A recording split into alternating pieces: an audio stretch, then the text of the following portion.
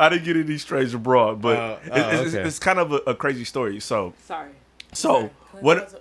Sorry, bro. Can we pause real quick? Pause. We on live? We're not. There's no. We're not live. We're recording, but we can't really like pause it because we can't. No. Oh, I'm sorry. I just had to pee. I mean, you can step out. I'm saying, yeah. If you gotta go pee, go pee. I gotta go pee, bro. It's still. Well, go pee, motherfucker. Yeah, he'll tell his story. Just listen to the story. Baby ass bladder. Oh my gosh. Listen from the bathroom. Sorry, bro. No, What you mean? Sorry, go. Yeah. If you come on the podcast and you have to piss, go piss. Like we're okay with it.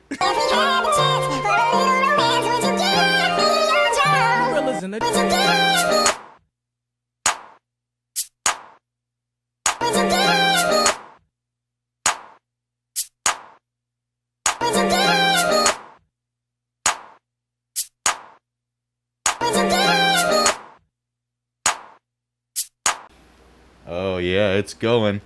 Oh, and we're faded in. Hey, welcome to What's Your Ness, the podcast brought to you by Ness Culture Clothing.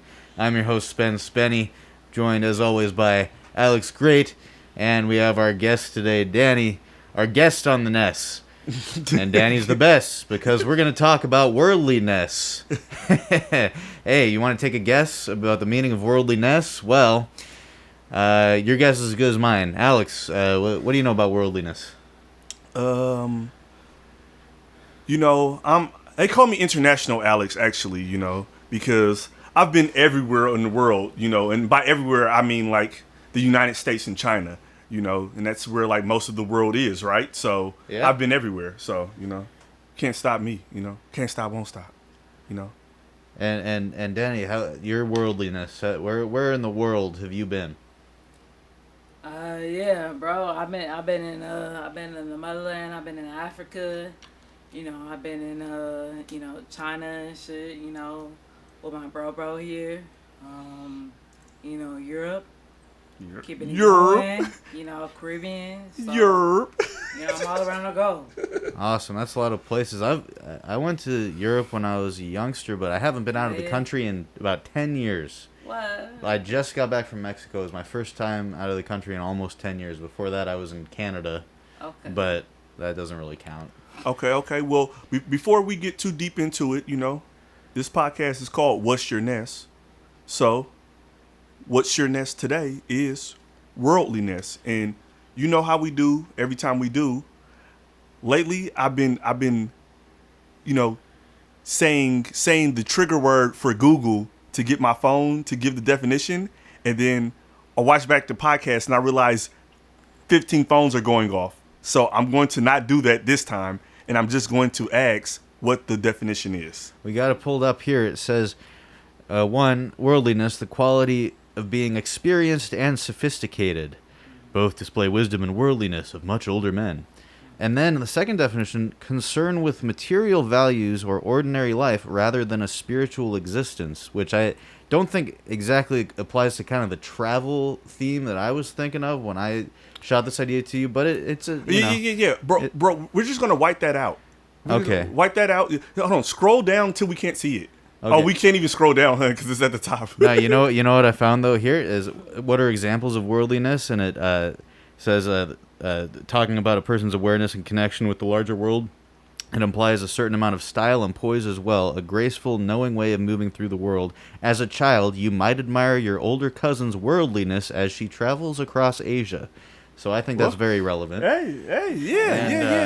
And that's more what we want to speak to, which is one of the main reasons why we have our guest today. When I was globe-trotting around the United States, I guess that's not really globe-trotting, but when I was bouncing around everywhere in the United States, I've been to so many states. I've been, Portland, Oregon, Seattle, Washington, Texas. I went everywhere.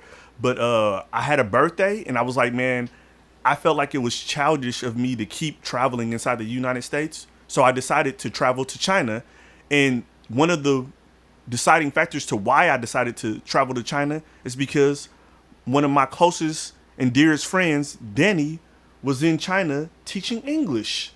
And it was really? it was like a mediator, It's like man, if I'm going to go across the country, at least I'm gonna go somewhere where somebody I know and love is there, and I can feel safer and more comfortable. Yeah, that's cool. And how long were you there teaching English in China, Danny? Shit, well, I was in China for like 5 years. Wow. But I was teaching English for like the first year, and I was like, all right, let me get into some other shit. You know, when my bro came, so yeah. Do you speak any Mandarin or? What you thou eating? Yeah. Awesome. Mm-hmm. Well, yeah, that's so. What was the craziest thing either of you saw while you were over there in China? I'm saying, you know, like Danny said, Danny was out there for 5 years. I was out there for a month. That you can talk about on camera. I don't want to get in trouble with Xi Jinping or Oh, whatever. you said the wildest thing? Yeah. Okay. I'm gonna tell my story. All right. You tell your story. So I'm out there with Danny for a month, right? Yeah. And we take a flight while we were in Shenzhen. So everybody has the understanding. Yeah. We were in Shenzhen, China, and Guangdong. We was in Guangdong, and for my birthday, we flew to Sanya, which is in the Haiyan province. Yeah. So we So we were out there for my birthday, and we did that for a few days. I got us a little penthouse suite that had a bathtub on the balcony, overseeing the ocean and stuff. I touched both sides of the Pacific Ocean. That was something I was like proud about. Overlooking Vietnam. Yeah. Awesome. So while we were there, Danny just happened to be moving. Mm-hmm. So while Danny was moving, Danny hired somebody's grandmother or mother or whatever that something that lived in the apartments to help Danny like pack up her stuff and clean up and everything. So Danny's like moving stuff, and this lady's in there, and I'm, you know, one of the first black men she's ever seen. Because a lot of people don't know this, but China's kind of isolated until recent, you know. So I'm in there brushing my teeth with my shirt off and stuff, and this lady makes a pass at me. Oh. Yeah. How aggressive of a pass are we talking? To the point where she grabs my junk. Bro. Literally, she grabs my junk and then falls out backwards onto a couch that Danny has. Just gives herself up to me. And I'm just... Did you do it? No! That old ass lady! Why not? No. You did So, it, bro? no. So, look at... What's even funnier is she fell out, and I'm like, unnerved. I'm like, what the fuck is going on? She seen his big dick, y'all. She was like... Do it to me, big black man.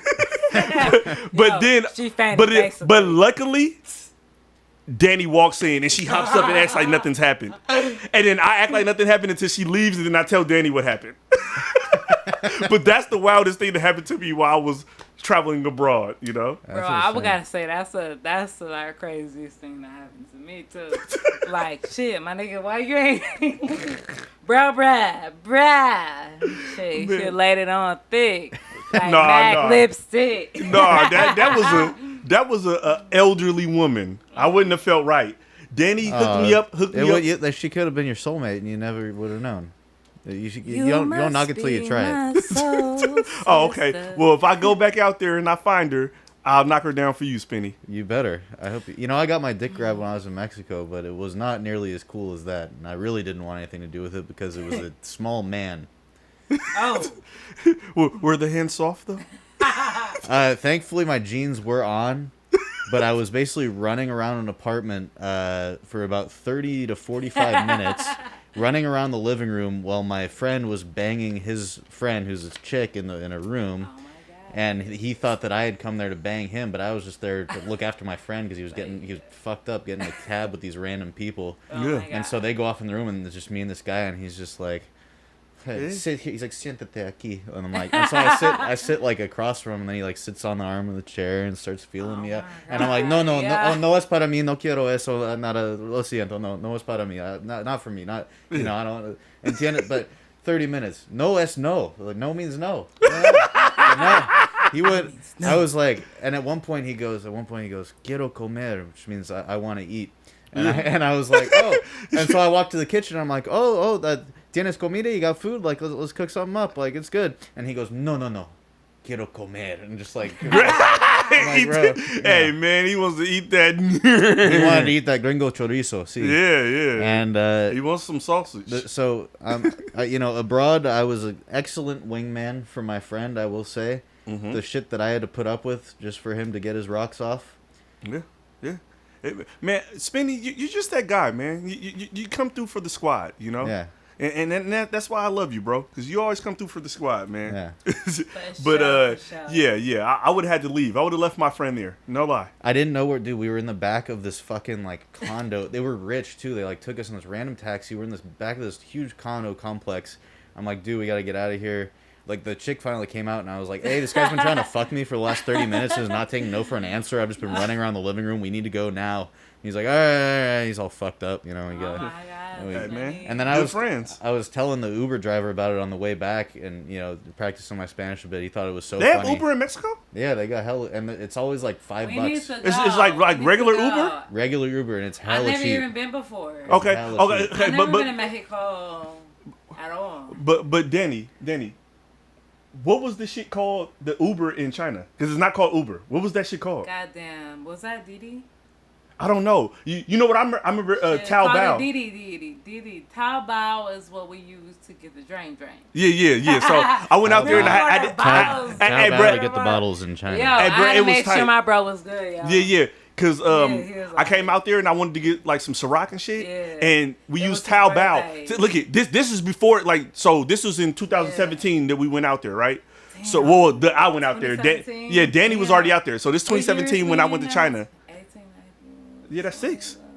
Oh my gosh. Yeah, okay, yeah. Sorry. Yeah. So me and Danny went out there, right? And this is before Amazon was doing this, right? I'm telling you, I saw so much stuff in China, and it came back, and then all of a sudden, like months later, it was in the States.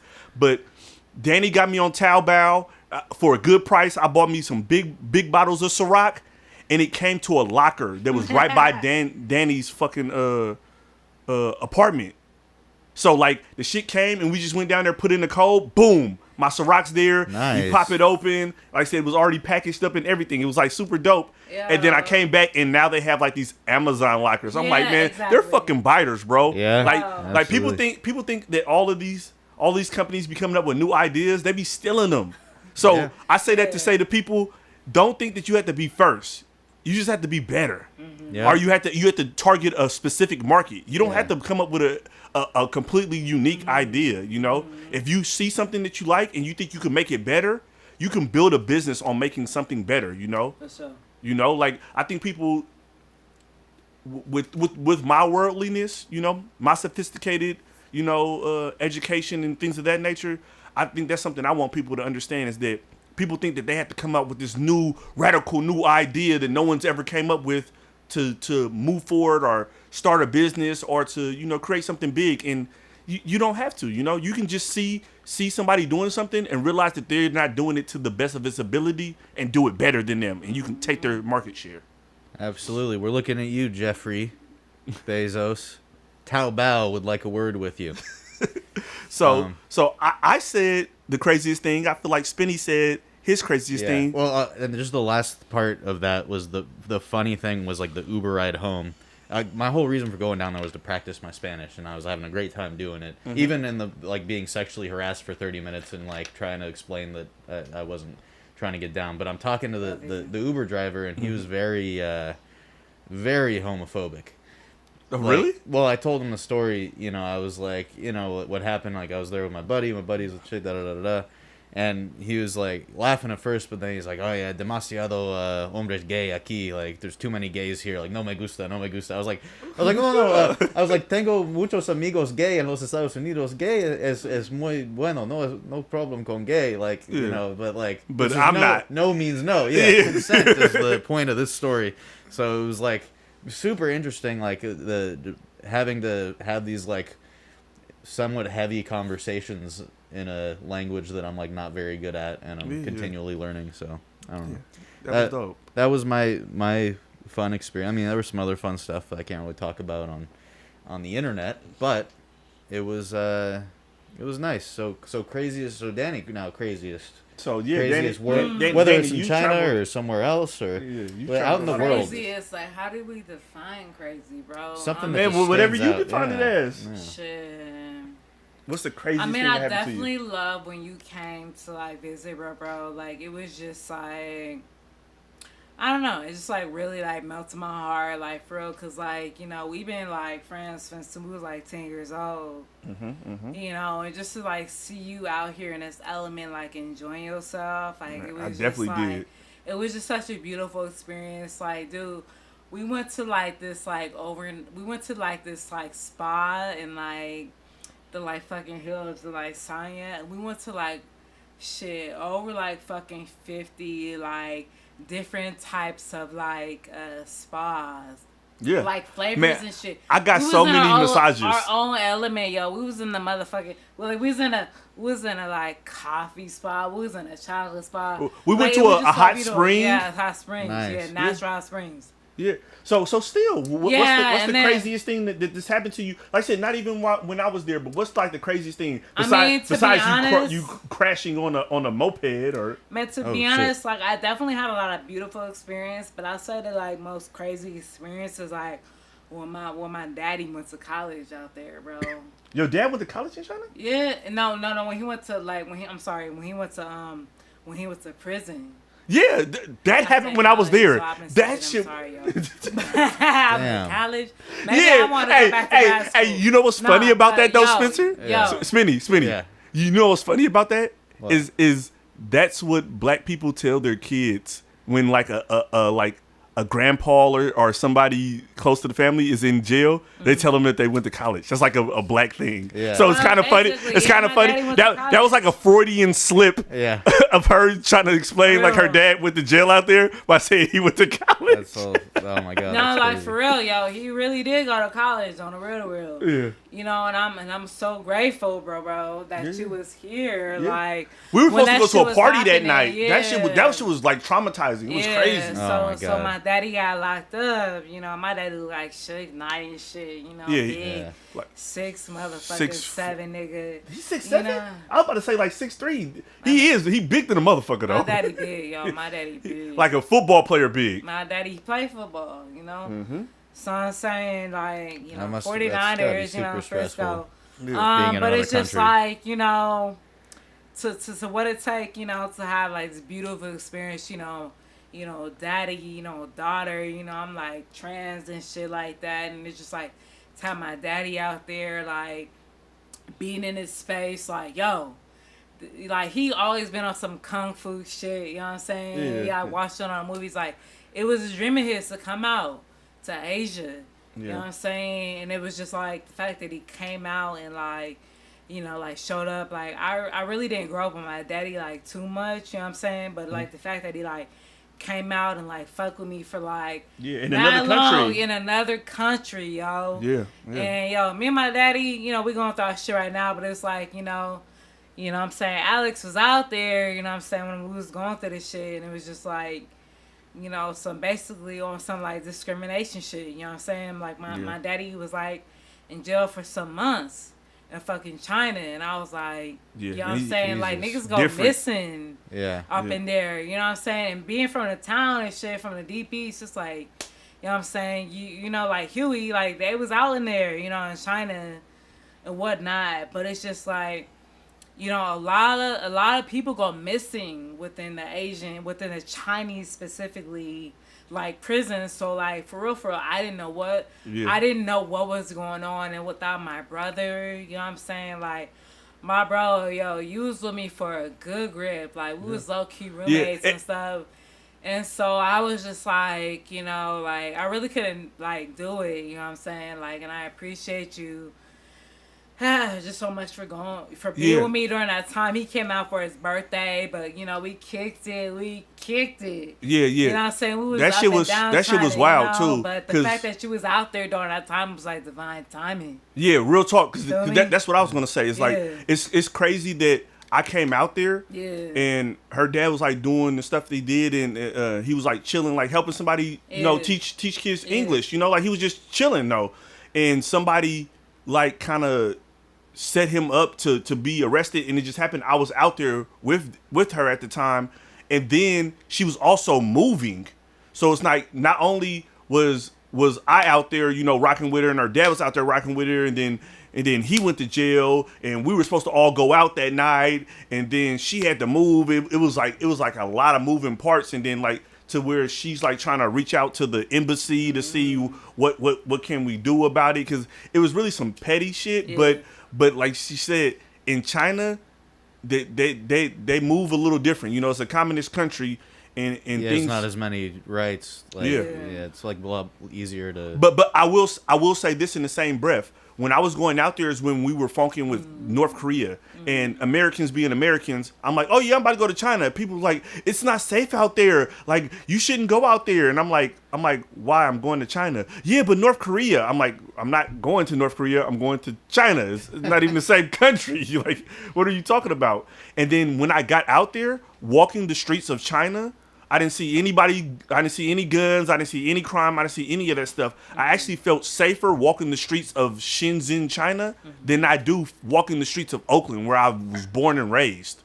Wow. Yeah. You know, a lot less anxiety. Yeah. You know. That's crazy. Yeah. And I feel and you on that, bro. And yeah, so on that kind of relates, like how have like your travels going there to China or other places you've gone, like what kind of new perspectives have you brought back to the U.S. like after your travels? Like, I mean, I definitely have a few, but I'd like to hear y'all's first, like whether it's China or somewhere else. Well, like I said, China was really fun, and like I said, I got the vibe with Dani, and I learned a lot of little stuff. But I will say, like early on, I traveled a lot in the States, and I traveled, you know, like being from Oakland, California. Of course, I've been to LA. Of course, I've been to Reno. Of course, I've been to Vegas. But then as I got older, I went to Portland. I went to Seattle. I went to Houston, Dallas, Atlanta, New York, you know, DC, Miami, Orlando when I was in middle school. I went to Disney World when I was in middle school. But as an adult, what it taught me is that in all these other places, people do things different, but it's the same. Yeah. They just have different ways of doing the same things. And it gave me a sense of home going to these other places and realizing they're doing the stuff that I do in Oakland, or my people do in Oakland. Yeah. They're just doing it their way. You know? Like it's more than one way to skin a cat. It's more than one way to party and enjoy yourself. And they have their ways set up, you know? And would you say that for China as well? Or is that China? Or are you mainly talking about just in the I'm States? talking about in the States. Yeah. I'm saying that gave me more perspective on how to come back and deal with people that I interact with every day, because it gave me a bigger view of what black in America is, what white in America is, because I dealt with, you know, I've dealt with white people in California, but then dealing with white people in the South, you know, you start to realize that people are just people. You know, in a sense, you know, it's not really the regions that matter as much. The regions are like little subtleties, you know, like how they say the human genome is just like, you know, from Asian to African American, you know, it's very subtle things that change it, but we're still all basically the same thing. That's what traveling around the U.S. taught me. It's like, oh, okay, y'all dance like this. Where I dance, we dance like this, you know? Yeah. But we all dancing, we all Right. listening to music, we all drinking and enjoying ourselves, and we wanna, you know, enjoy our loved ones, and we wanna eat, Yeah. you know, like, oh, y'all fry chicken like this? Oh, y'all make this with this stuff? Like, Yeah. oh, we don't do that where I'm from, but this is really good. I would love to do this where I am, you know? And I think that perspective of it kind of really helped me assist with my worldliness. It's just traveling around the United States and working and engaging with other people who look and sound like me. Maybe not sound, because, you know, in the South they got those accents, but they look like me. You know, they look like me, they live like me, and it gave me a better appreciation for my, you know, essence in this world. You feel me? My lineage, my history in this world, going around and seeing people who look like me live different than I do, but live the same, you know? Yeah. Yeah. And Danny, Yo. for China, for spending all those years in China and coming back, like, did that? Yeah, Morocco, all that stuff. You know? How did you feel about like coming back to the States after your travels? Like, was there anything that you're like, I don't know, this a new perspective, I guess I would say, you know, from having been out in all these other different parts of the world and then coming back here, like ways we do things or like stuff that makes no sense now or things that could be done better, or just general stuff, general changes in perspective from your travels, Danny. Yeah, for sure. And I definitely want to... Like, long ass question, sorry. I mean, yeah, so many broken parts for sure. Like, but I definitely want to, like, in feedback, like, give, you know, kudos, whatever, however you say it, to my bro, like, for real, Alex, like, to just, like, have you come out there, like, in the beat, like, in that space, you know, was just such a, like, beautiful, like, experience, you know, just, you know, to see him, like, I don't know if this is, like, really, was this your first time, like, traveling out the country? Yeah, that was my... Yo, are you serious? Yeah. Oh my gosh. But like, that's so what I'm saying. I feel even more like... So how was it for you coming back to the States, though? Like, was there any culture shock compared to, like, being in China for so long? Like, did you come back and was the Cali different to you, or was it the same Cali and China, you know, changed you? I mean, definitely. It was definitely a big, you know, it was definitely a big transition for me because I came back, like, around Christmas time, 2019. Yeah, right before. And I wasn't even, like, trying to come back. You feel me? It was like a stop. Because, you know, out there I had, like, my own shit going on. I had my crib. I had my girl. Yeah. You know what I'm saying? Like, I had, like, shit set up. Mm-hmm. You feel me? But it was just, like, you know, the time frame that I came back on, it was like, you know, for sure, like all like divine timing. Mm-hmm. You know what I'm saying? So it was like I'm back here. Like my granddaddy actually called me up, like chirp, like Fraser, like, you know what I'm saying? Like, you know, I know you're going through shit. Like come home for the holidays. All right, like all right, Pop. So I come home, you know, and then it's like China fucking shut down. Yeah. You know what I'm saying? And it was just like, damn, I had built up, like, shit going on. You know, it's like I was doing my movie nights out there. Yeah, I remember that. That shit was dope. Drama, you know, I was, like, really, like... In China. I was about to propose. Wow. Like, I was on a whole nother level. Yeah. But think about how crazy that is. Just did 5 years in China and then randomly comes back to the States and then we have a pandemic 2 months later. Like literally, like basically 2 months later, she comes back in December. I'm still living it here. I'm still afraid. No, you're a Mortal Kombat character. It's still Halloween, right? Yeah. Get over Scorpio here. Season. Vitamin C, zinc. Yeah, zinc. Yeah. No, that is crazy. I had a friend that went to China like right before that happened. Oh, really? And she was from there.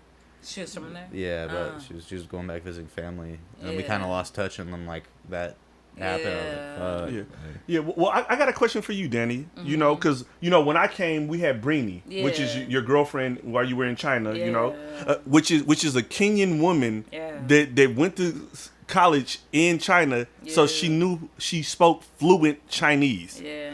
But, you know, I don't know how long you and Breenie were together, but how was the language barrier for you? Like, just going over there, you know, I don't know if that was going to China your first time going abroad? I mean, I was like really like you know, I've been to like Canada. This, I guess, you know, you know, country, but it's like, you know, Morocco. I went to college out there, did a study abroad. So this time it was definitely like my longest time going out there, you know, so it was just kind of random how it came about, you know what I'm saying? It's like when I got there within the first month, like I was like already like in a relationship, you know, and I was with, you know, Brandy, and we was together for like, you know, all the time till I came back to the States, you know, after the, you know, during the pandemic and shit, you know, that shit was like crazy, you know, she was in school, you know, business, economics, speak fluent, you know, Mandarin and shit like that. Yeah. So it was like, it was helpful, you know, she's very intelligent. Yeah.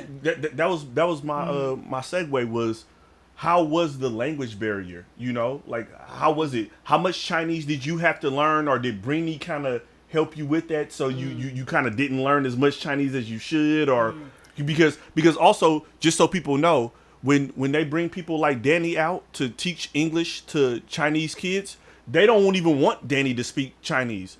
They don't want her to speak Mandarin, Cantonese, none of that stuff. They want her to only speak English to the kids. So her knowing any type of form of Chinese is irrelevant to them. So she really doesn't kind of need it. She does and she doesn't, you know? So just so you understand, like, it's not like she needed to translate certain things when she's teaching kids Chinese. They don't want her to do that at all for her work. Exactly. So the only time she would really need Chinese is if she's going to the grocery store or something like that. Everyday life. Yeah, you do little, little transactions when you need to say something. So she didn't need to know fluent Chinese to kind of be out there.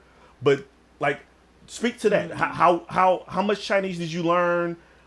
How much of a hindrance was it? Did Brini help you a lot? Like, what? Tell us about the language barrier. Yeah, I mean, it was definitely, a language barrier. Shit, I already good.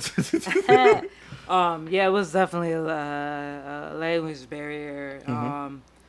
Which, like, I guess I feel like I really wasn't, like, anticipating because, I grew up in deep East Oakland. I grew up, like, in the Asian, like, Hispanic community. So it's just kind of like, all right, like, I'm good, But, yeah, it was, like, that language, like, Shenzhen, Guangdong was, like, a melting pot. So you got people from, like, all different parts of Asia, like, coming to this, like, one area. And what I didn't know coming into it is that, like, everybody's speaking their local languages, though, Spence. Oh, it was just like, okay, like, I'm like, trying to learn the basics and stuff, but and it was like really hard. So, like, I mean, I definitely, like, even though, like, I was teaching English initially, and then I was, like, working with a library, and then I was working for, like, one of the most major, tech companies, like, in the world, like Hank Electronics.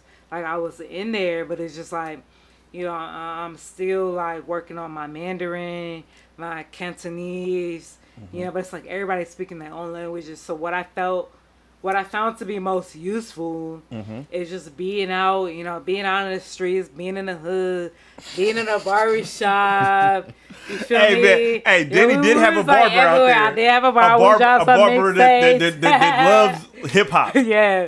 He loved NWA. Yeah. He was a cool dude, though. He was a cool dude. He kept me up while I was out there. Yeah. So, I mean, I knew enough to get around. That's all I can say. You know what I'm saying? Like, the ironic part is that, like, when I was an undergrad at West Virginia University, like, I got a degree in fucking communications. Yeah. My granddaddy was still climbing on that shit, but whatever. But, it really is about the nonverbal, you know what I'm saying? Just that spiritual, like, component. It's like, all right, like, you know what I'm saying? Like, what's up? Like, I'm a human, you a human. We human. Yeah. Like, what's up? You got me, I got you. Like, at the end of the day. So whether, it's a language unspoken, you know what I'm saying? Like, how we go communicate. It could be music. Yeah. You know what I'm saying? It's a vibration. And to speak to the China, like, language barrier stuff, I got another, like, funny story. Let's hear it. Does it have to do with getting strange? Does it have to do with getting strange abroad? No. Oh, no. Okay, something different. I didn't get any strange abroad, but okay. it's kind of a crazy story. So sorry. So what? Sorry, bro. Can we pause real quick? Pause. We on live? We're not. There's no. We're not live. We're recording, but we can't really, like, pause it because we can't. No. Oh, I'm sorry. I just had to pee. I mean, you can step out. I'm saying, if you gotta go pee, go pee. I gotta go pee, bro. It's still. Well, go pee, motherfucker. Yeah, he'll tell his story. Just listen to the story. Baby ass bladder. Oh my gosh. Listen from the bathroom. Sorry, bro. No, What you mean? Sorry, go. Yeah, if you come on the podcast and you have to piss, go piss. Like, we're okay with it. So you really you didn't get any strange broad? No, I didn't get any strange broads. Well, I know some strange broads. But you got your dick pulled on. I did get my cock grabbed. Yeah. She was a cock grabber. And this was bear cock. This wasn't through the pants. This was bear cock grab. Raw dogged. I think so, bro. I was, like, brushing my teeth. Like I said, I was like doing some like self-care, and she like came over and was like I never seen black dick before. How old was she? Bruh, this lady had to be at least like late 60s. Like at least late 60s, bro. Like, I'm not giving her less than 64. I probably would have done it, but whatever. Like, so now we're on board. Not to knock that down. Yeah. And she wasn't like one of those like IG model 60s. She was just like a chubby Chinese lady, sweet lady, slightly musty. Okay, though, Very it's sweet, cultural differences. I'm not gonna judge. Okay. Well, we can get to your other story now that Danny's back from the restroom, and you had a crazy story. Yeah. So when I first got there, first day, Dani and Dani's dad gives me a whole rundown on Chinese, basically on Cantonese or Mandarin or whatever the fuck I'm gonna be speaking right there, and they gave me 2 words. And they let me know not to beat up anybody if they said one of the 2 words to me. Okay? So the first word they gave me was jigga. And jigga means this one. So they told me that. They said, don't even worry about it because I'm only going to be out there for a month. They're like, don't try to learn Chinese. Like it's too hard. But we're going to give you this one tool and you just point at stuff and tell them jigga. Jigga, and then you ask them how much, and then you talk them down because they're going to try to charge you more because they can see you're American. Yeah. The other word, which apparently got a unforeseen, it happens, got a Chinese man beat up and a black man put in jail the like months before I got there, is nigga. And nigga means that one. So there's jigga, this one, nigga, that one. And one Chinese man said that one to a black man who didn't necessarily catch the language barrier, and he attacked him for apparently disrespecting him. Yeah. But he was trying to just speak his language, and that language barrier had a disagreement. That's the language barrier because someone's got to tell China about the context. Just this one. Well, we love jiggas, but we don't care for the latter much. So. No, because I grew up over here, and there was this Chinese couple when I was in the gym one time, and they were talking to each other, and they kept saying that like a lot, and I was like, they were saying jigga? Oh, no, the other one. I was like, and then I asked my buddy who's Chinese, and he was like, oh yeah, and he told me. I was like, oh okay. Yes, I was like, it just seems odd. This like gentle old Chinese couple just throwing them out there, really letting them rip. Letting them rip. Yeah. What's funnier to me is that it hasn't came up more in like black cultural like movies, and I feel like that's like a great movie scene. Yeah. Because also it's like Asians are so integrated into African American culture. There's like a lot of like jewelry dealers and liquor store owners and stuff that Asian people are really integrated into a lot of black things. In Houston and Oakland and a lot of the little pockets of black culture, we really mess with Asians.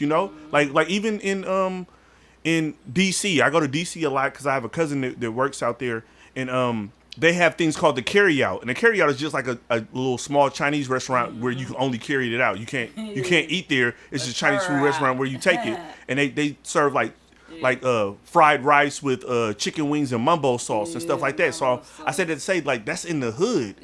So like the black and Asians kind of work with each other so much. It's crazy to me that no movie has brought up that subtlety of the language barrier and that little thing. Like, it's kind of funny to me. Yeah. No, I feel you on that, bro. We actually, we should talk more about that because I'm saying no movie has worked on that, and I think it'll be a funny little because especially right now, like they're trying to drive a wedge between the Asian community and the African American community, and I feel like that funny little subtlety could bring a little connection. It's like nigga, my nigga, Oh my god.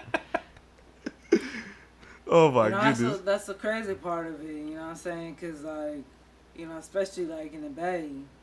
You know, we've always had, you know, a strong like Black American and like Asian, you know, American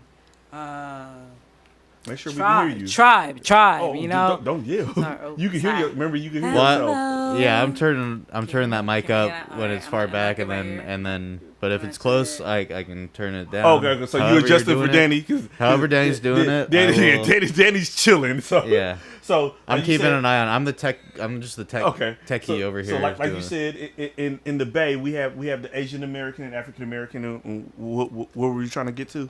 Yeah, so we had the Chinese Red Guards, you know what I'm saying? Mm-hmm. And so that was like around you know, 68.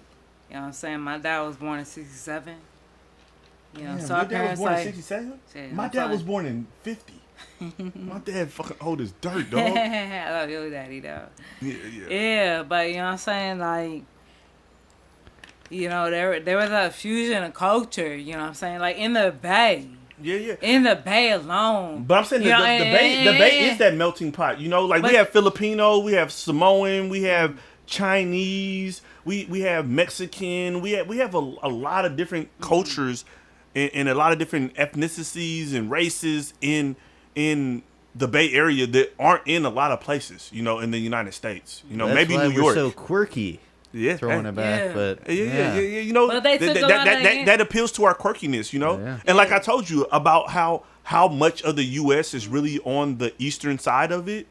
We're really a small fraction of the United States. We're like 15, maybe 20% of the United States is like from the middle of Texas to the left. It's like 20%. Yeah. The other 80% is on the other side of like the eastern side of Texas and to the right, to the east.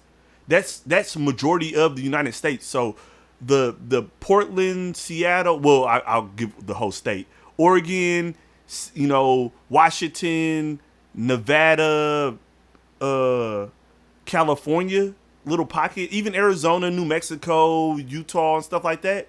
We're really like our own little section, which is a very small section of the United States, which is kind of crazy. I don't think a lot of people understand it. And that's why I think people see people from the Bay Area as so different, because we're really isolated from how they live their life. And that's why I tell people that they should really travel so they can understand that, you know?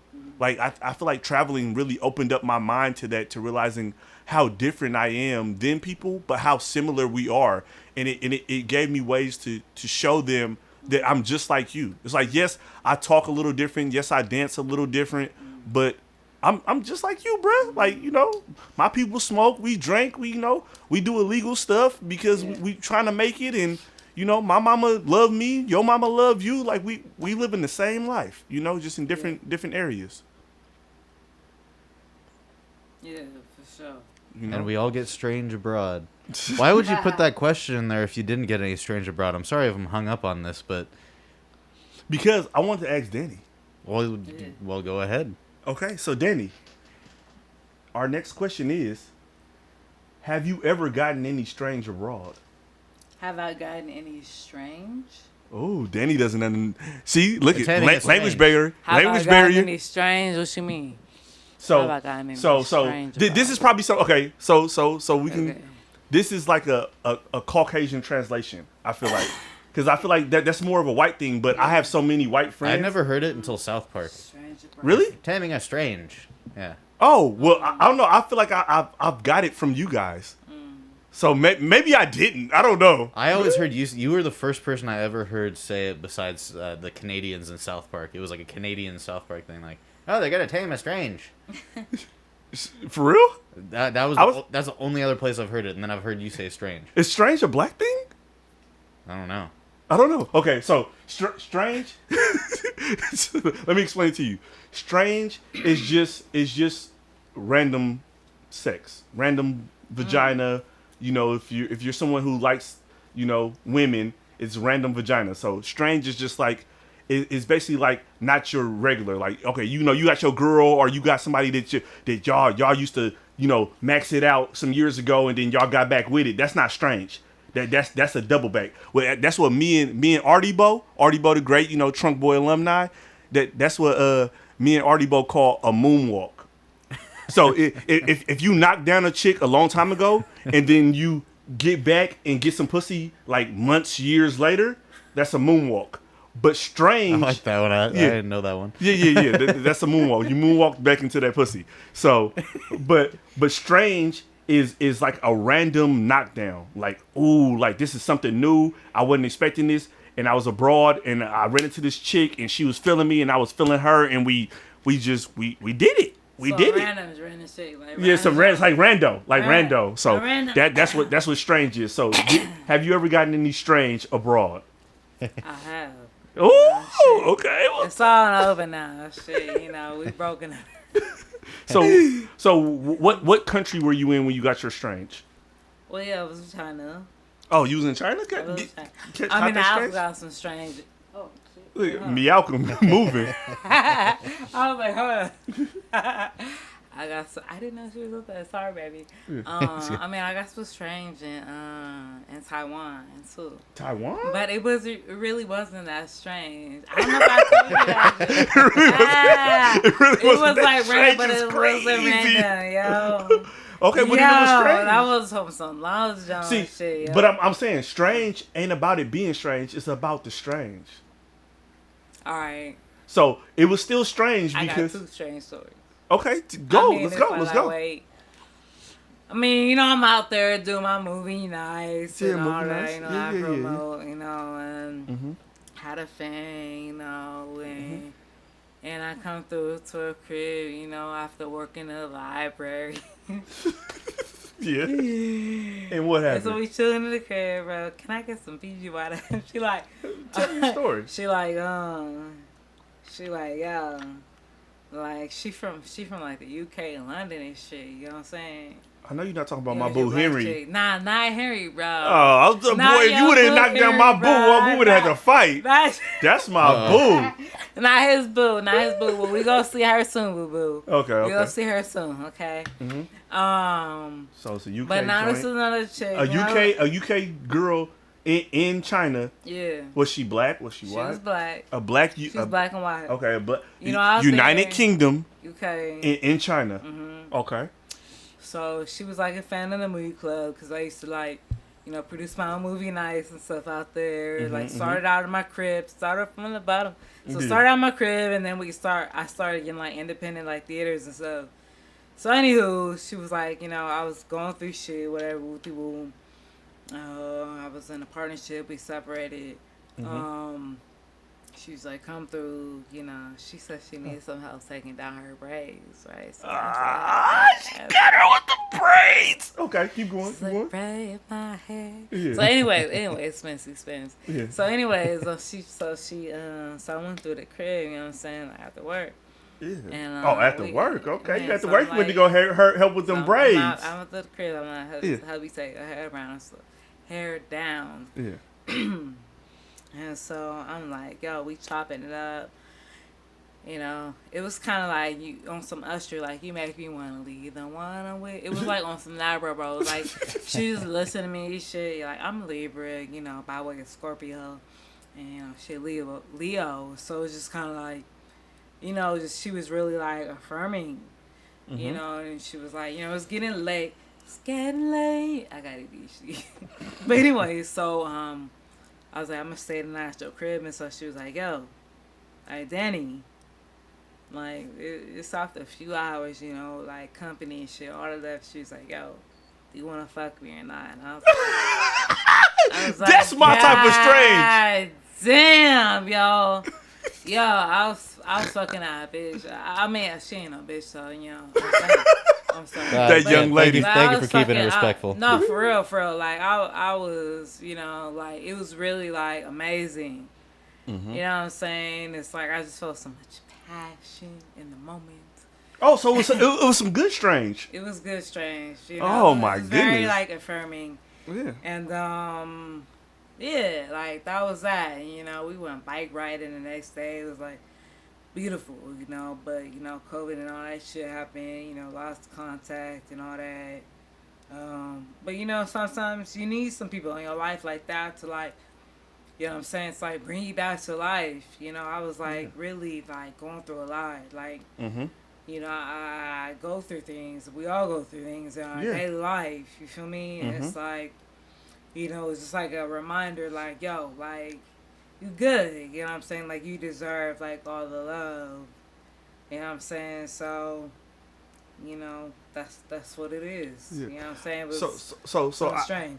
yeah, that's a good strange story though. I like that. That was a nice strange. That was a much more wholesome story than I think anyone was expecting from the question. No. You ever got some strange abroad, and then we just got this like very cute, lovely like. No, nice but story. that's what I expected. Yeah. But I wanted to use the word strange because Yeah. it's me.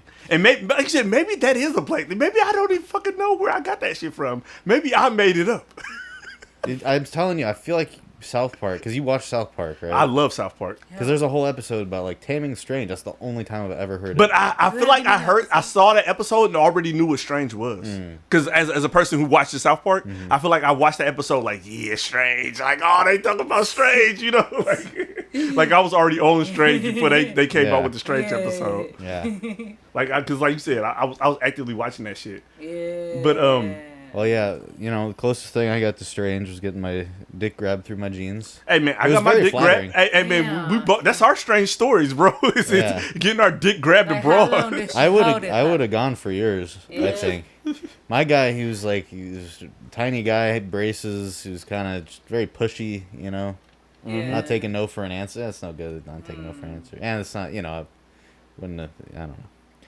Wasn't really my scene, but anyways, you know, to straight, at least one person here has a good strange story from abroad. I need to travel more, I think, because I'm trying to get out there and get a little strange. And, Yeah, I want to do some strange abroad. I want to do that. Yeah. So wait, Spencer. What? Okay, so this last, what you're telling us this story. Where were you at? Mexico. Oh, yeah, Puerto Vallarta, Mexico. Okay, Yeah. so so you from the Bay? Yep. It's from What part? Albany. Oakland. Okay, so No. you from the town. So you've been at Mexico. No, he's Well, from Albany. I'm from Why you Albany. just gonna tell that nigga he I from thought you said Albany? Oakland. But I got- You say he's from Oakland. But if I claim, hey, Oakland I'm from, Albany kind of sounded the same. I'm from Albany, but if I claim somewhere, I'm gonna claim Oakland, because when I Okay, went to for Oakland, sure. that's where I got the game. For sure, you know. Hey, Fox said- hey, a lot of people don't know Fox two said shorts. that, you know what I'm saying? Two shorts from L.A., but he got his game from Oakland, Yep. For sure, and that's though. why he claims it.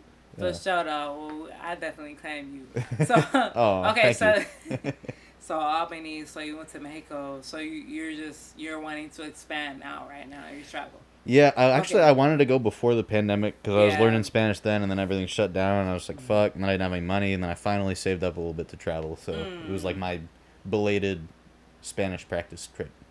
Well, you better come visit me when I'm in the Netherlands. When are you going to the Netherlands? Probably early sort of, next year. Yeah. Yeah. That'd be awesome. So, Danny, with you went to a lot of countries, but how many states have you been to in the United States? Like, you know, like I know you said you went to school in West Virginia, but where have you been in the States? It seems like I feel like you've been more places out of the country than you've been in the States. But am I wrong? How many places? No, you're absolutely right. Like, I feel like I definitely haven't. I definitely haven't been. I feel like I definitely haven't been anywhere. Like, I haven't even been to Arizona. Like, I'm from Cali. man, You know yeah, what I'm yeah. saying? It's like I haven't been to Reno. I used to live Like, in I'm been from to the Bay. Reno? I'm It's from not the great. Easties, bro. Dude, This we motherfucker has Reno. been to Morocco, but hasn't been to Reno. And she's from East Oakland. That's a 3-hour drive. But she's been to Morocco and went backpacking through Morocco. What?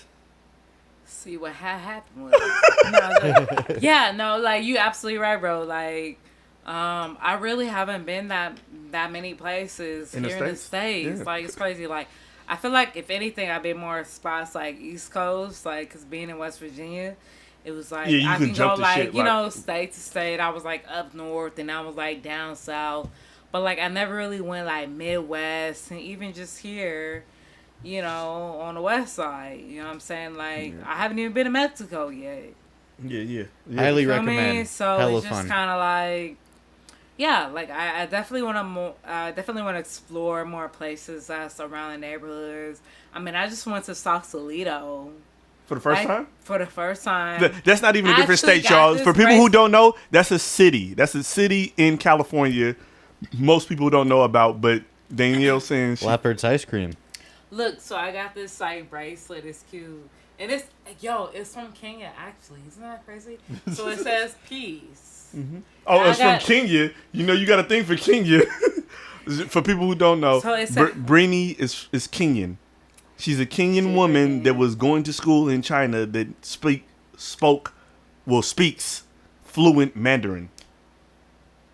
So Danny bought the thing because Danny likes Kenyan apparently.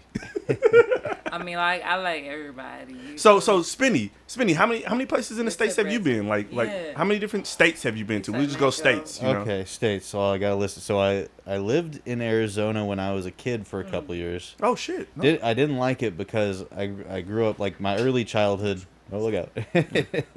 My early childhood was here in the Bay, and then my parents they got a better job out there, so we went there for a couple years. And I was like, oh my god, it's so hot. It's finally good beach weather. Let's go to the beach. And they're like, there are no beaches here, Spencer. I was so pissed. It was okay, but I mean, I was a kid, so yeah. I've been to Arizona. I lived in Portland, Oregon. I came and seen you when you were in Portland. Yep. Yeah. My guy. It was fun. Yeah. Fun times. Yeah, we went and had some drinks. We My did. guy. But how Yeah. old Had a was little y'all too when much. y'all met? It's like high How school. many years? Okay. He was in high school and I was in Trunk Boy. You went to Beehive, right? Huh? No, went to Beehive? he was in high school. I was Where in did you Trunk go to high Boy. school? Okay. I was at Albany High. Okay. Yeah. Okay. Albany High. Like so. I'm just trying to get like. Okay. So for the worldliness of this, me and Spencer met because one of the Trunk Boys was going to Albany High when Cupcake was like bubbling, right?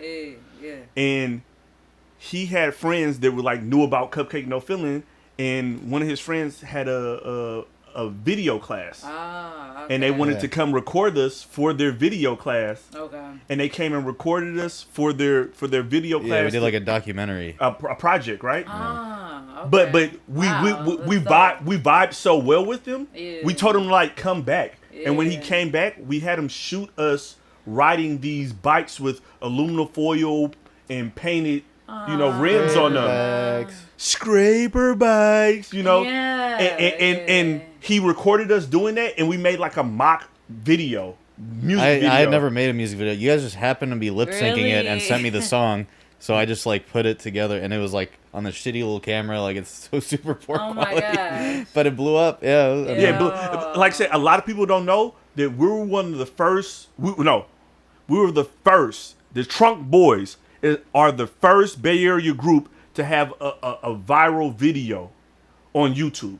Wow. We were on the front page of YouTube. We had millions of views before anybody was 07. having millions of views 07, baby. on YouTube. Wow. Oh my Yeah. goodness. So, and that's how we met Spencer. Yeah. Spinny, my Yeah. guy. And I've been around him for years, to the Yeah. point where we found out that a nonprofit that me and one of the other members of the Trunk Boys was going to were having a video class. And I would go to Albany with my daughter in the car, pick up Yeah. Spencer, pick up Yeah, Spinny. right after school. Yep. Take him to the class. Yeah. Have him do the class so he can learn more about video production, Yeah. and then take him home. Wow. And Yeah. that was part of me and Yeah. Spinny getting closer. Yeah. Wow. Yeah. Wow. That was good time, and that was where I heard that you would slap that song, and I was like, dude, this is like this song always Yeah. reminds me of the Plies One More Time. Oh, yeah. I know you caught me cheating, and you're tired of it. You like had that. You had like a mixed CD with like a few songs on it, and that was one of them. Yeah, And I don't heard, date me like numerous that, times. man. A mixed CD. Hold on, no. I had MP3s and downloads and streams. I still use mixed CDs, bro. I drive a 04. It doesn't have an aux streams. plug. I still use mixed CDs. Actually, I just got a Bluetooth thingy for my radio. No, but like you said, that's when Plies was popping. Plies had Yeah. had an album that took over the streets, so I was putting Spinny on some of the Yeah. the new hood slaps. And, Yeah. that was one of his faves that I was Yeah. rocking. And of course, I go hypo. Yeah, Hypo was That's a joint. I feel like beautiful. I don't know what we did wrong with Hypo. We should have put like Hypo out more. I slapped it all day. Like in Albany, I'm just riding around Albany, just getting the hypo. Yeah. HYPO. When I scrape. Yeah. Yeah, that had some real factors on it too. Yeah. I think Rico the Kid was on it. I think Upgrade. Upgrade was on it. Even my guy, I think Gio might have even been on it. I'm not sure, but we were all like in the room, you know, like when we made that, because that's when like the hyphy movement was doing this hyphy movement thing, and we were like capitalizing on it. We had like a slapping ass beat, and you know we were just putting verses on that shit, and that was like a real that was a nice day. You feel me? Like yeah, man. Getting hyphy with the cat. Man, the hyphy movement was fun, man. I enjoyed it, you know.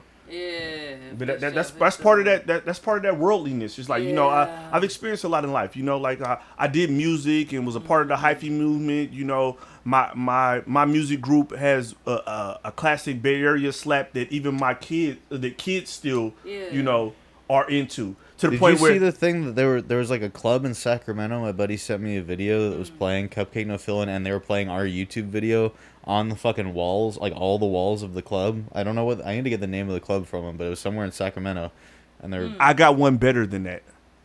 Let's hear it. I was in Portland at a bar, and they put on Cupcake No Fillin', and they played the videos, and they had Cupcake No Fillin' video projected on the wall at a bar in Portland. That's insane. Yes, it's just. And you didn't. It just happened. Hold on. I got one even better than that for you. Okay. Me and Trunk Boy Dreezy, TB Dreezy, we're going to a club in Vegas. Just me and him. Like he lives in Vegas. I went out to Vegas, and I'm chilling with him. And I'm like, boom, we about to go to the club, right? So one of my parts in the Trunk Boys was I was a producer and a sound engineer also. So we pull up to the club. He's riding with me, and I open the door. And when I open the door, I'm like, what the fuck, bro? Like, I know this frequency. I know this. Like, that's how crazy it is because I did music for so long, and I produced music, and I engineered. I'm like, I know this frequency. We're getting out of the car. The fucking club in Vegas is playing Cupcake No Fillin' as me and Drees are getting out the car. That's insane. Fucking crazy, bro. So we get in there. We're like arguing with security and the owner about getting us in for free and stuff like that. We're like, they was just playing our song. We get in there. We end up talking to the DJ, and we got like a good rapport with the DJ. And Baddies West was in there, just random fucking. My life is just randomly crazy. And Baddies West was in that club that night doing their thing. And like I said, we just pulled up, and it's like they played that song for us because they knew Trunk Boys were in the building. Trunk Boys were pulling up, and they had Cupcake playing when we pulled up. Because I'm like, I know that frequency, like it's ingrained in my head. I've heard that song too many fucking times. Boom, boom. Like no, I got out the car and I thought I was tripping. I thought like it was my brain playing tricks on me. But I'm like, bro, I hear Cupcake, and Drees, you know, Drees was like, because he's just a rapper, you know. Yeah. I'm like, Drees, bro, no. I'm like, bro, they're playing Cupcake, bro, like right now, bro. I'm like, let's go. We gotta get up there, bro. We gotta get up there. They're playing Cupcake right now. Yeah. They got us fucked up, man. They don't even know. You hear me? Some real players in the building. Trunk Boys. Yeah. I remember when you guys came to that. We had a party out at the Albany Bulb. It was like right after we did the documentary for you, and it was like it's like a 10-minute walk out to this freaking, because we would go there because the cops wouldn't, like, it was better than a house party because there's no noise. It's like isolated. You're way out in the middle of nowhere. And this thing, it used to be a landfill. They turned into a park, and there's all this weird art out there. And I just remember like we turned the party up, like Trunk Boys came in, and we were just like, Trunk Boy, like it was like this little ravine, like little dip thing we walked down in. You talking about at the beach or something else? It was like kind of near the beach, and what you guys kept saying was this the day that Too Deep jumped on that chick's hood and she sped off with him on the hood? I wasn't there for that part. Oh, okay. Well, maybe that was a different time. Yes, bro. See, y'all don't know about the hyphy movement. Part of the hyphy movement was jumping on people's car, and Too Deep jumped on this chick's car, and she got upset and she floored it, and that was so unsafe. But luckily, he was okay and everything worked out. But yeah, that was a thing. No, I missed that one. That sounds intense. Damn. Okay. So we've all traveled somewhere outside of the country, right? Mm-hmm. So I want everybody to give their favorite thing that they've eaten. A10. A10.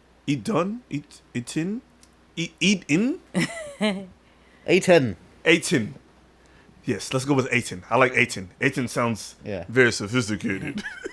So what have you eaten? What have you eaten abroad? What was the best thing that you eaten when you was abroad? Dani, go. The best thing. The best thing, like I said, Morocco, China, wherever you been. What's the best thing you eaten? Damn, I'm gonna have to say that's Chinese Muslim food, yo. Bruh, how you gonna take my answer? Damn. That's the only one I got. Both of our answers. Yo, you ask you put me on the spot. I didn't even know. Okay, so okay, we can answer this question like together. Okay. So no, what item from the because I know my item's going to be different than yours. So what item from the Chinese Muslims did you like the most? That I like the most. Yeah. So I did like this like soup, right? It was like this tomato soup and had like the egg on top. Like the tomato. I can't believe this motherfucker, bruh. What? That's my fucking. I mean, a fried. Really? What? Bruh, the egg noodle soup is my fucking favorite thing that I had out there. But then you is a fucking.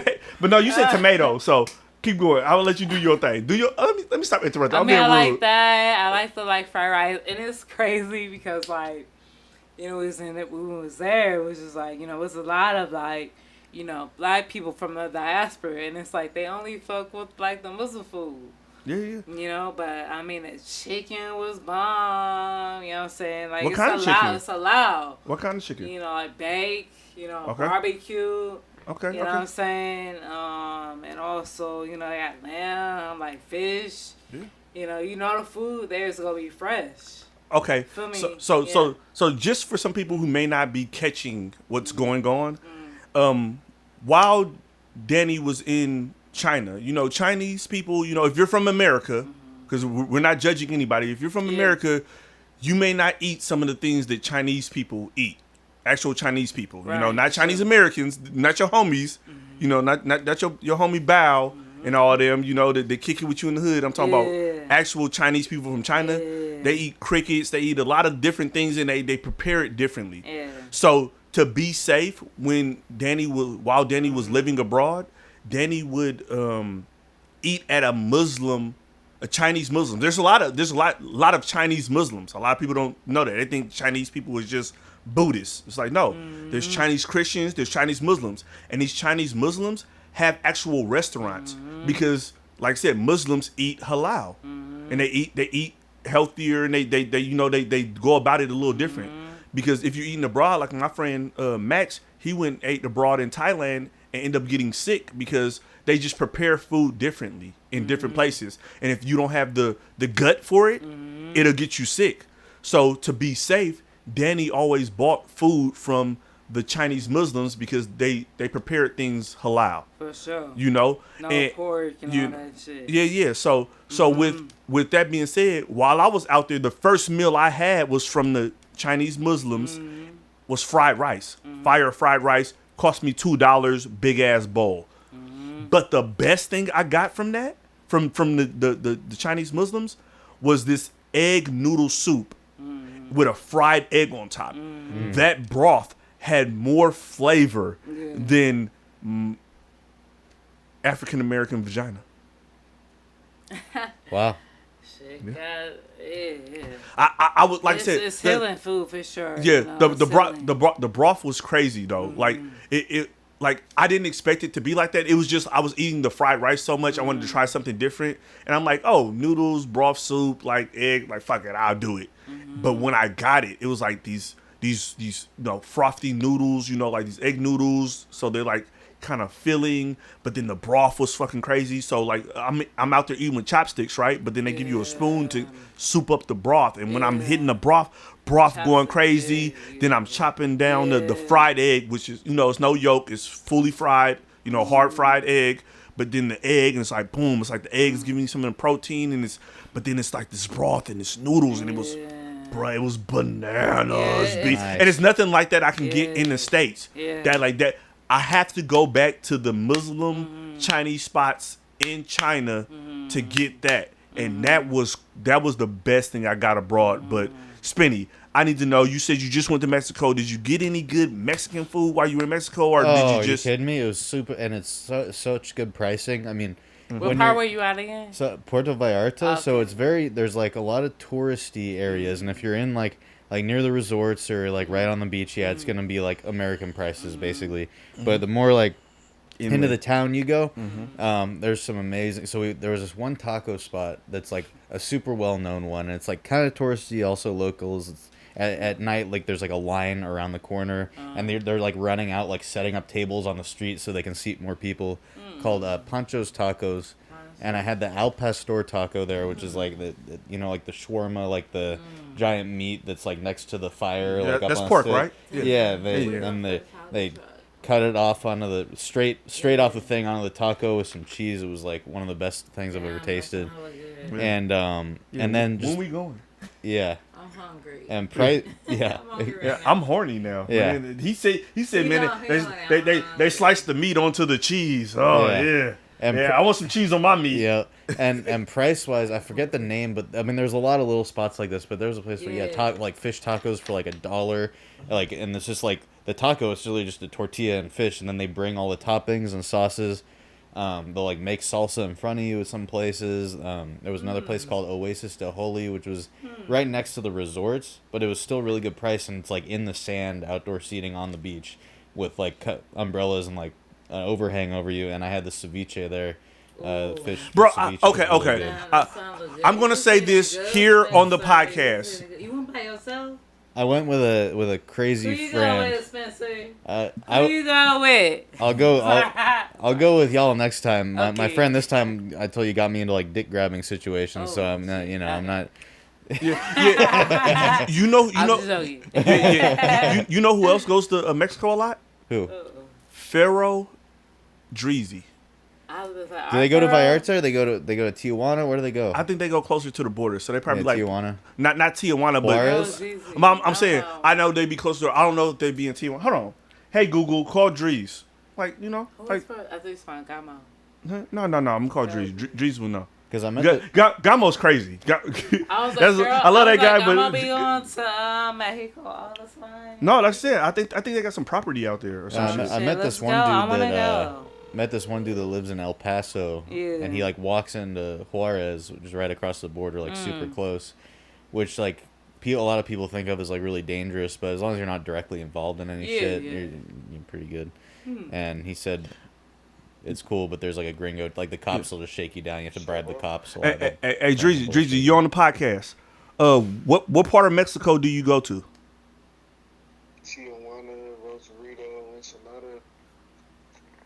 Tijuana, Rosarito, Ensenada. Right. Where have you been, Spence? Puerto Vallarta as well. Puerto Vallarta. You ever been to Puerto Vallarta?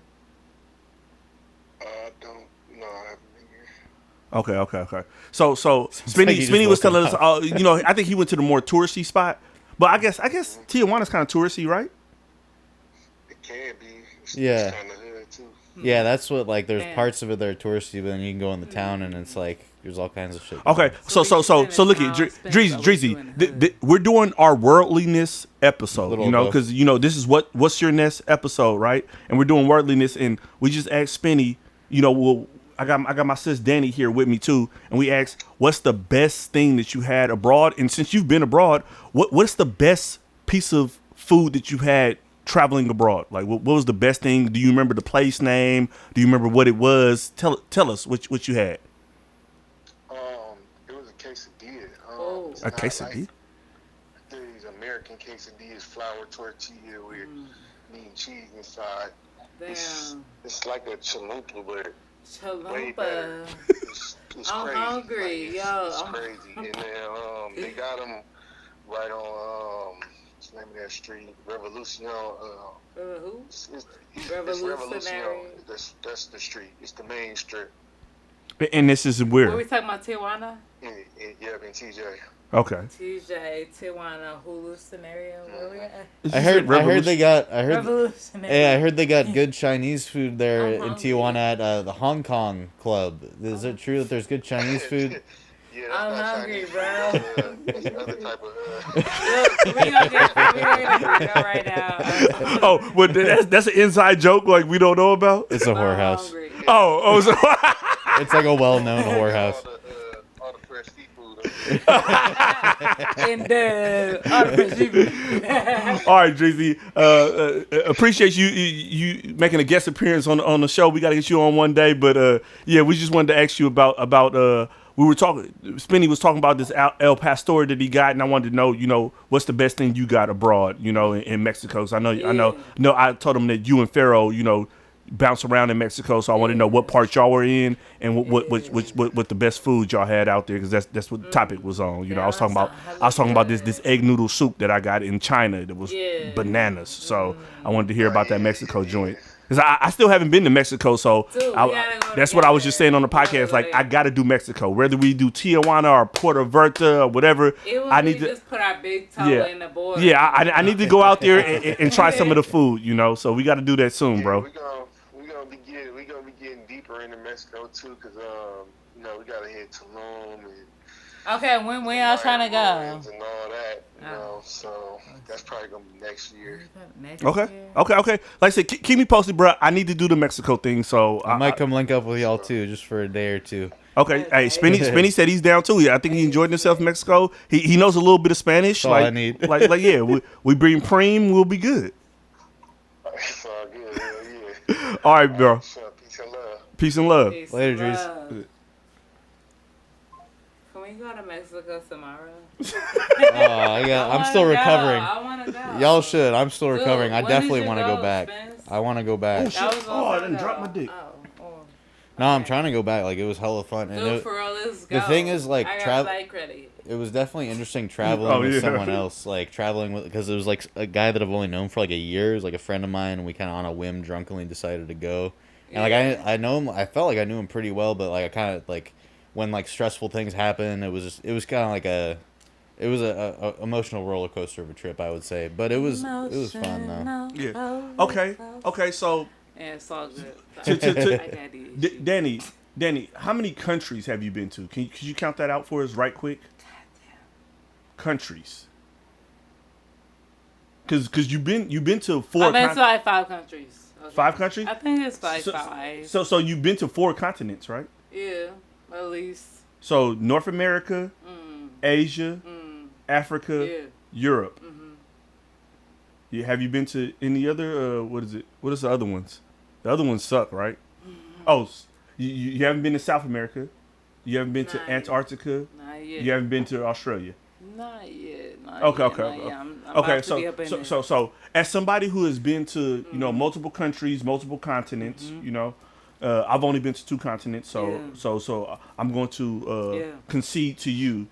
What would you tell people who are afraid to travel abroad? Like, what would you tell them to encourage them to travel? What advice would you give people who are afraid? Like, oh man, I really want to travel, but I don't want to get kidnapped. I don't want to get sold into sex slavery. I don't want to get we all have these thought up things about what we think traveling abroad is. What would you say to people who are scared to travel abroad? What should they do? How should they do it so that they can be safe? Well, first off, like, I just met this dude actually like on Amtrak, and I was like coming from like Saks at Bay. This dude put me to the side, we was chopping up like Filipino dude, spiritual dude, monk. He's like, life is meant to be lived. Life is meant to be lived. And for me, I feel like, God is too good to have fear. Like, it's a lot of stuff that like I've done without money, and like a lot of my friends, like I'm from DC, deep East Oakland, like we grew up together, bro. Yeah. And it's like a lot of the places I've been is like without money. And like I know a lot of my friends, they talk about their challenges with bread and all, but it's it's tapping into the universe, tapping into your energy. It's always money out there. So a lot of places I've been to is without money. So it's just like, wherever you want to go, just like set your intention.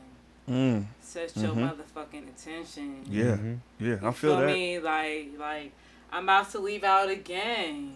You know, I'm about to leave out again. Like, And your life ain't 100% together, and you're not no together baller. Right you now, just I'm about to go to the Netherlands, bro. because you want Like to. I'm still battling shit. You know what I'm saying? Like I was about to leave my birthday, October 22nd. What day we at? We in November. You know, I'm still working on shit. But it's like just keeping that dream alive, keeping that hope alive, like tapping into my connections, like, and just to believe in that shit. You know what I'm saying? Like I may not got it all together, but it's like, you know, what is your energy aligning with?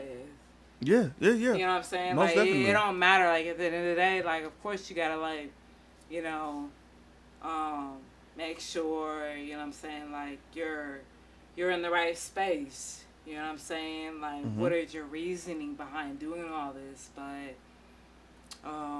if you want to do something, just go for it.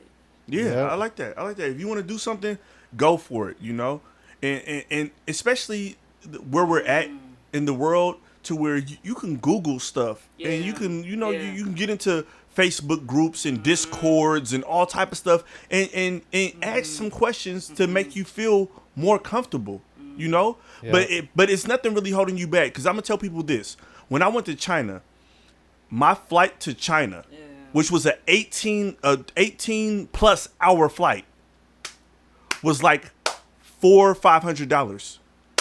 That same flight would have cost, if I wanted to fly to Miami from Oakland, it would have cost me $400-500. Yeah. I literally paid an extra $100, which cost me about $600, just to take 6 hours off of my travel time. So with $600, I had a round trip ticket, comfortable, from Oakland, California, San Francisco, from San Francisco, California, to Shenzhen, China, where I had a connecting flight in China. Yeah. I flew into Beijing, and from Beijing, I flew from Beijing to Shenzhen. Yeah.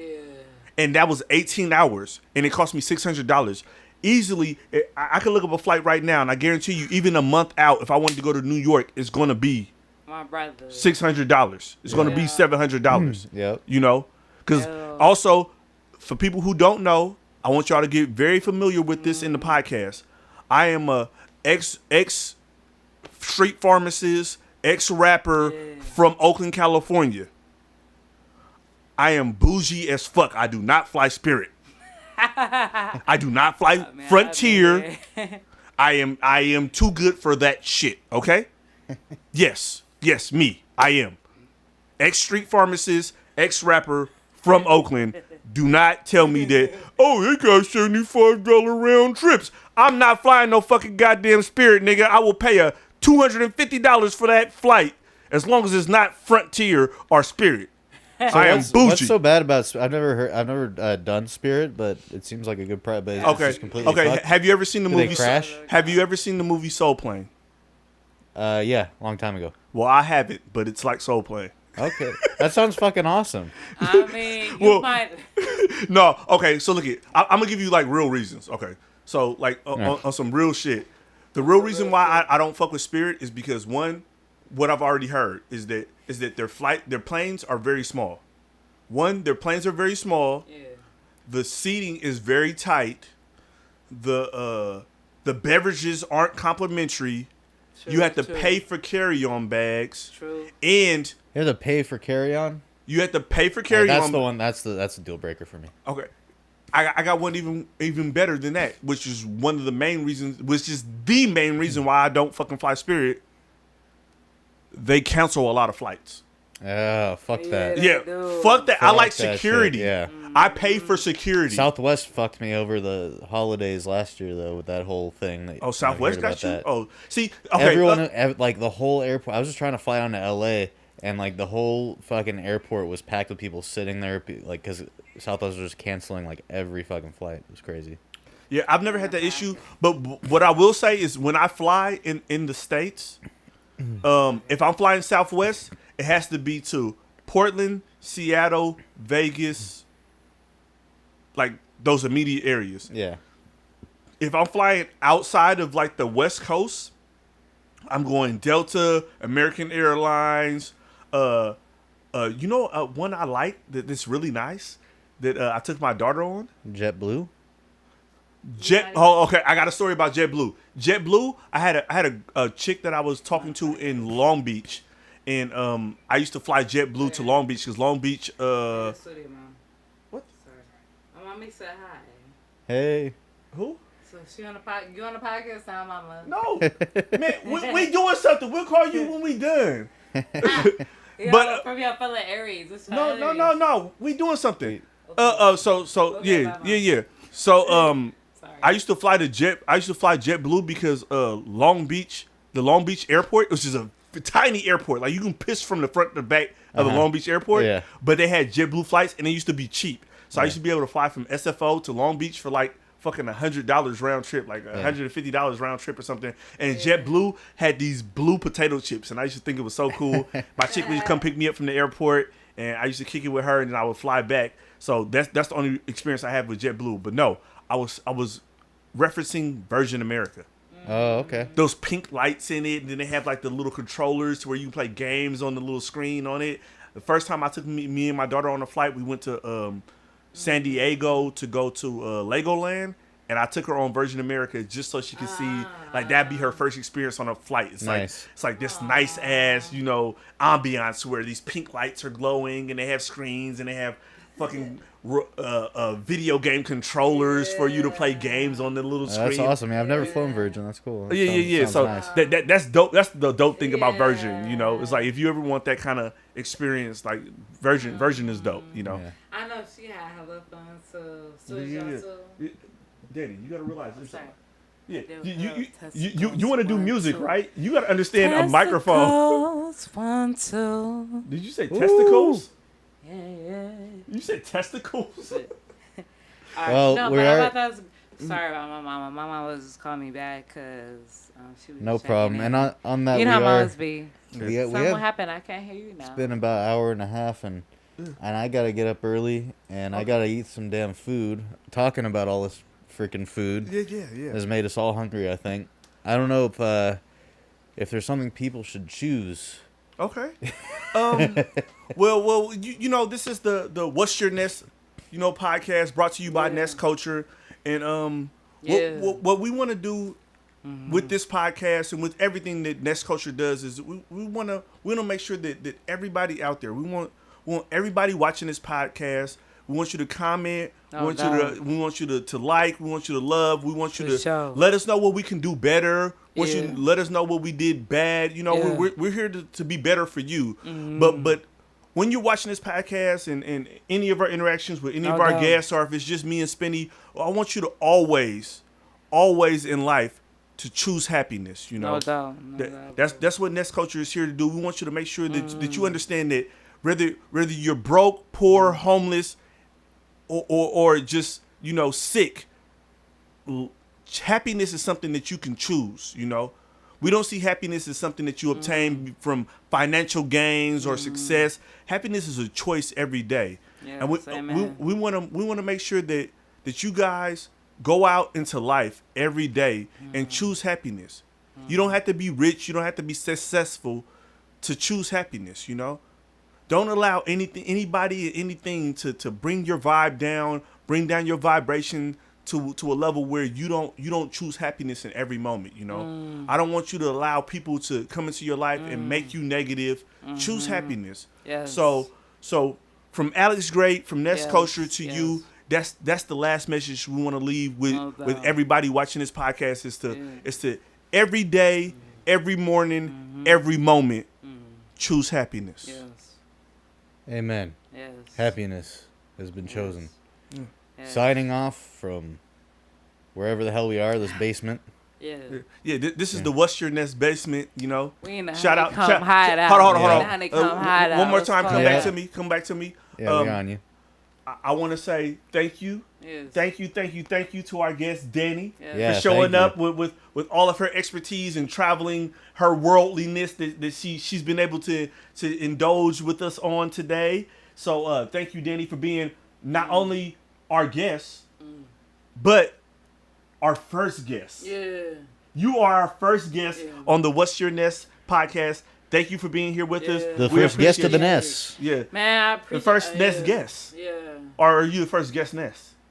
Are you the Ness guest or guest Ness? I'm the first guestness. You know, I'm the motherfucking. I'm the last guestness. Like, I'm here. You know, I'm in the present moment. But you know, anything for you, my dear. You know what I'm saying? I love you. Spinny Spinach, you know what I'm saying? Like we family in here. You know what I'm saying? Like so, it's great to like have this moment. You know, connection. So you know, I'm here. I'm here all day, every day. All right, thank you, Spinny. All right. We'll see you later. Yeah, fuck you guys.